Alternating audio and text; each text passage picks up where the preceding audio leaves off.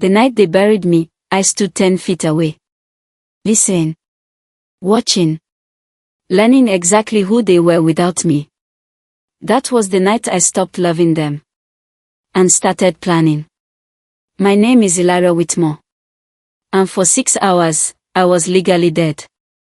It was raining when the car went over the bridge. Headlights. Metal. Water swallowing sound. I remember thinking something strange as the river closed above me. This is inconvenient. Not terrifying. Inconvenient. Because I wasn't supposed to die that night.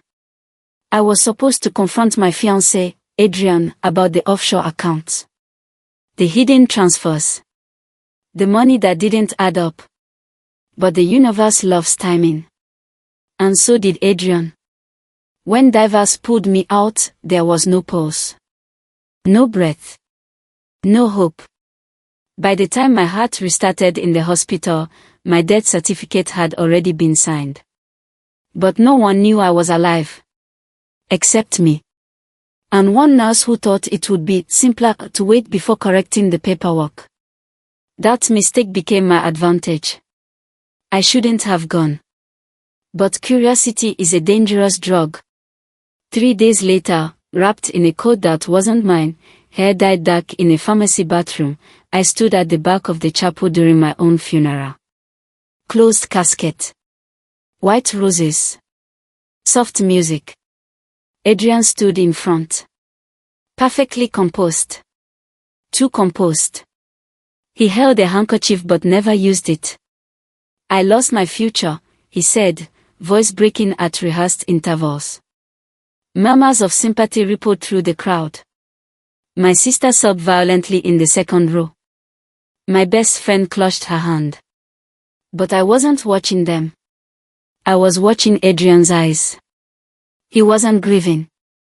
He was scanning. Measuring reactions. Counting influence. When the service ended, I followed him. To the parking lot. Where he stopped crying instantly. And made a phone call. It's done, he said quietly. The accounts are safe. The rain started again. And for the first time, I understood something clearly. I had not survived an accident. I had survived an exit strategy. If someone tries to erase you, you don't return immediately. You evolve. The nurse who kept quiet about my revival thought she was avoiding paperwork complications. She had no idea she was giving me leverage. For 6 weeks, I remained officially deceased. Adrian began liquidating shared properties. Transferring funds. Selling art pieces I loved. Insurance payout processing quietly in the background. He moved quickly. Too quickly for a grieving man. I rented a small apartment under a different name. Studied financial records I had secretly copied months earlier. And discovered the truth. Adrian had been siphoning funds for over a year. But not for luxury. For escape. He had debts. Massive ones. He needed my death. The insurance money wasn't a bonus. It was survival. And now, I was a ghost. Revenge is messy when done emotionally. So I did nothing. For 3 months. Silence is the cruelest tension. Especially for someone who believes they've escaped consequences. Adrian started appearing in society events again. Lighter. Freer. Sympathy polished. My tragic loss, he would say, shaking his head. Women looked at him differently now. Wounded men attract caretakers. He was rebuilding. On my grave. So I sent the first signal. Not dramatic. Not threatening. A single envelope. No return address. Inside was a photograph. Taken from the back of the funeral chapel. Him. On the phone. After the tears stopped. On the back, only 5 words. I heard everything. No signature. No explanation. Just presence. He didn't attend any events for 2 weeks after that. Fear is more effective when invisible. He started looking over his shoulder. Security cameras installed at his new apartment. Phone number changed. But paranoia has a pattern. It grows inward, not outward. Then came the second envelope. Bank statements. Highlighted transfers. Date circled in red. And one line beneath. Did you think I couldn't swim? He stopped sleeping. I know, because exhaustion leaks into posture.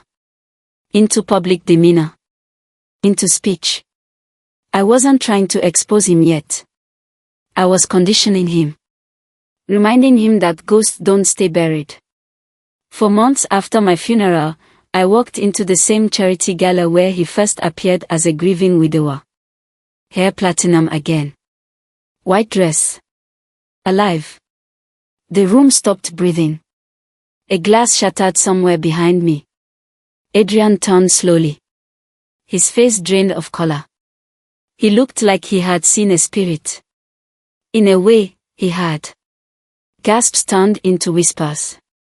Phones emerged. No one speaks louder than shock. I walked toward him calmly. Every step deliberate. He stumbled backward. Elara. I smiled. You look surprised. He couldn't form words. I leaned closer. Miss me. And then I walked away. I didn't accuse him. I didn't explain. I just existed. Publicly. Alive. Insurance fraud investigations begin automatically when the dead attend galas. The insurance company froze the payout instantly. Authorities began asking questions. Not because I filed charges. Because systems respond to anomalies. Adrian's death surfaced. His secret investors panicked. The offshore accounts he thought were hidden were now traceable through reopened audits. He tried to contact me privately.